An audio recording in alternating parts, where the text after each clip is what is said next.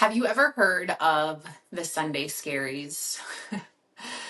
So this is a phrase, I guess, that's thrown around pretty commonly, especially in like a traditional 9 to 5.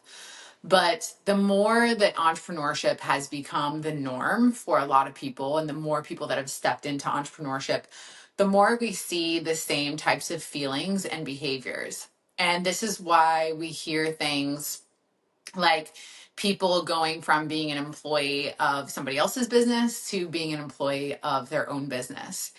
And if we really think about that, and we think about that we change everything when it comes to opportunity and possibility by stepping into entrepreneurship, but we end up repeating the same types of patterns or having the same types of feelings, there's only one commonality, right? And that commonality is you. And so this is why we talk so much about personal accountability. But today we're talking about that overwhelming sense of dread, whether that is returning from a break that was shorter, like a vacation. I recently had a client that took a whole month off, so returning from that, or if it's just simply going back into your schedule as usual after a weekend. And it's really interesting because there's a tipping point, right? Where in the beginning of entrepreneurship, we're excited. We're almost like running on fumes. You know, you're hustling, you're trying to get as many clients in the door, you're trying to either make back what you have put, the capital that you've put into the business, you're trying to become profitable. And once you get to a place where you're profitable, you would think that, okay, now this can be easier. Now this can feel different. And in my experience and the experience of my clients who have been in business for multiple years, who are running profitable and usually highly profitable businesses, this is not the case. And so this feeling of dread, this feeling of just not wanting to go back to work is the signal. And this feeling of not wanting to go back to work is telling us something. It is telling us that something isn't right. And so today, I want to tell you how you overcome this sense of dread when you're stepping back into your business after some time off, and how to overcome this sense of dread, even if this is, again, just after a weekend and you find yourself waking up every morning just not wanting to work that day. That tells us something. And so let's talk through what we do with that sense of dread, why we're feeling it, and what we need to do about it. So when your business starts to feel like a burden to you, there is two directions that we need to look into. The first direction and the most powerful change that we can make is our perspective. This is why every single morning I practice gratitude. And these are things that we logically know. And when we're in a state of dread or overwhelm or burnout, it's really hard for us to be grateful. Mostly because in those situations and in those feelings, our response is usually to retract and to pull back, to become apathetic. And so the first area that we need to be looking into in thinking about when our business starts to feel like a burden is our perspective, because we can always control what we think and how we look at different situations. And it is proven at this point that how we think and how we feel really creates our reality. And so from that, it is important that we don't get caught up in the other path, which is just making external changes. And we also make sure that we're addressing us. So if your business feels like a burden, I want you to do the hard thing, which is to shift that into a state of gratitude, to look at everything your business has given and is giving you, the potential, the possibility, the opportunities, what you've done so far. And some of this actually you can build momentum here, and this is easier when you practice celebration regularly, which is so hard to do as high achieving women because we just hit the mark and then we go on to the next thing. And most of us don't even know what it feels like to truly celebrate ourselves. But that's a different topic for a different day. So your first path, your first area to inquire into when your business feels like a burden is going to be your perspective. Is going to be working to shift your perspective by utilizing gratitude and looking into all the things that I listed about how far you've come, what you've done already, who you're serving, how you're serving them, what your business does provide for you, what it will provide for you, and just really heavily leaning into that. And the reason why I bring this up first is because, like I mentioned, a lot of people get stuck in just making external change. So this is why when I'm working with clients, we can't just address the business itself. So even if we're addressing something like their schedule, we're going to have to address their beliefs about their self-worth and productivity, because a lot of us tie the amount that we're working and feeling exhausted to also being impactful and being purposeful and not being lazy, right? Depending on the stories that we have in our head. So this is why I always say, okay, let's address the mind and let's address the perspective. Let's address how we're thinking and feeling about the situation first. Because when you address that first, then the external changes that come from that will come from a more clear place, but they will also be more sustainable things. And what happens, and where I see business owners going wrong in like chasing just purely external change, whether that's strategy, tactics, just trying to create change in their lives and businesses purely from a place of action only, is that's where we get the hamster wheel feeling. That's where we get people that are excited and invigorated and motivated, and they shoot for the stars, and they may see this gain, and then they end up back where they were. So if we want long-term change, we have to create external change that is born from internal change first.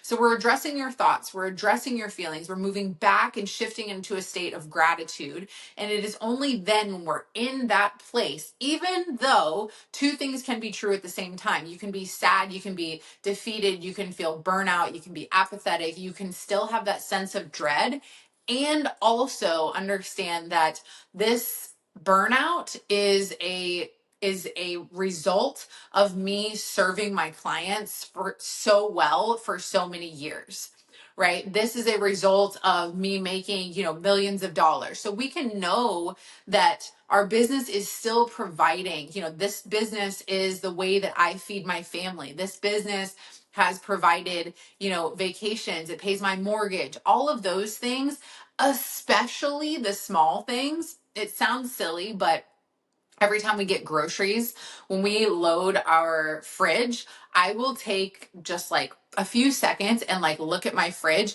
and just feel a sense of gratitude of like, my work is feeding my family, and we get to go to the grocery store and not have to look at prices. We always have everything that we need to feed ourselves and stay healthy. And that is a privilege, right? And so sometimes when we're so deep in our feelings and we've, come so far, we do lose sight of those little things. And so we want to move back into a state of gratitude for our business. When we move back to that state, that helps us to shift our perspective. And when we shift our perspective to a state of, okay, this is what it's doing for me, this is the opportunity that it's giving me, we just start to see things differently. And so that's the change that we need to make first, because then it lightens the load. Because oftentimes when I'm working with business owners, yes, there is the physical load of the hours that they're working, the responsibilities of being a mother, running a team. All those things are very real and have tangible things that we are in charge of. But really, what's heaviest is the mental and the emotional load. And I want to take a quick second before I move on to the next pathway and just say, when we're talking about that mental and emotional load as mothers and business owners, if you have found yourself kind of in this season of desiring change, you're trying to change, you're wanting to continue the success of the business, but also going back and forth with like, how do I keep this going? Because the way that I've built it so far isn't serving me or isn't serving my family. And if you're really wanting to have more balance, if you're really wanting a more balanced nervous system, if you're wanting to sleep better, feel better, be more present without guilt, I want to invite you to apply for the Freedom Collective. This is my intimate mastermind that we limit to only 8 women per year. And we've just opened applications. I brought this back because my private partnership is full until next year. And it is the way that we can work together to where I am your trusted business advisor and we can make those external changes, but we make those external changes in alignment with your personal values, taking a holistic view of who you are, what you really want for yourself and for your family, and making sure that your business matches that. So this is going to be such an incredible experience for you to truly feel better. And I really would think about applying if you are in this season of transition and you are somebody who is unwilling to sacrifice more of your time and your sanity for greater success, and you know it's time to do things differently. So I wanted to just tell you about that because it is so important that we do get the word out about the Freedom Collective. This is about balance. This is about nourishment of the central nervous system. This is about recalibrating and re-energizing ourselves. And so it is very, again, very holistic and will give you the opportunity to finally lead your success in a way that is, again, is not self-sacrificial or taking more time away from your family. So the link to apply for that will be in the show notes, so you can go ahead and fill that out. All the details and pricing are there for transparency as well. So looking at our second path and our second area that we really need to dig into, as I mentioned, is going to be the external change. So when we think about external change, this is where we get into changing the tactical pieces of our business. This can be your schedule, this can be your offerings, this can be your marketing, this can be anything that is set up in a way that just you cannot sustain. In sustainability and longevity, the reason why I talk about these things so often is because we have so much urgency already in being dependent on and responsible for humans, that when we have that in our business at a higher load and a higher frequency, that is where we're going to see more burnout. That's where we're going to see feelings of dread, feelings of resentment. So looking at the key pieces that are directly connected with the feelings of dread, right? So an example of this is if you're feeling dread because you're going back into work on Monday and you do not want to go on calls and your calendar is just packed full of meetings. And then you dig another layer into that and it's like you have too many calls on your calendar, right? Because you're not limiting your availability, or maybe you're open for calls 5 days a week, 4 days a week, and you need to limit the days that you're doing that so you can have some CEO time, some big thinking time, some creative planning time. And so that's where it's only when we're shifted back into a place of like, okay, my perspective is I'm so grateful for this business and what has done for me so far. And also it is not working for me anymore. And I'm starting to dread it and it starts to feel like a burden. And so with that, I need to address the things that make me feel that way or that are active contributors to those feelings. And so when you're trying to figure out what your steps are, or what your things are that you're going to be changing in the business, you want to ask yourself, what feels heavy, or what feels wrong, or what feels misaligned? When you ask yourself those questions, you've got to be honest with your responses. Even if it's something that you're like, there is no way that I can run my business without this thing, you would be surprised at the types of changes that we make in my clients' businesses to where it is more aligned with their own values. And it comes down to just like shifting their schedule, shifting the types of meetings, shifting the length of meetings, shifting what we take meetings for, things like that, we don't want to forget that the small things can make such a big change. So ask yourself, what feels heavy? What feels wrong? What feels misaligned? What specific things do I procrastinate on? Or what specific things do I find myself like when they get closer, I dread them? And be honest in your responses. And then you can take those responses, and that's when you go into problem solving mode and using your tactical skills of what are other ways that I can do these things? How can I deliver the same kind of experience for clients without having this piece of it? How can I deliver better quality work for my clients because I am fuller, because I am aligned? And how can I do that without drastically shifting their contract or drastically shifting the result or the timeline, depending on what your industry is? So we want to address what feels heavy or wrong. And then we take back our control by starting to go into problem solving and solution mode.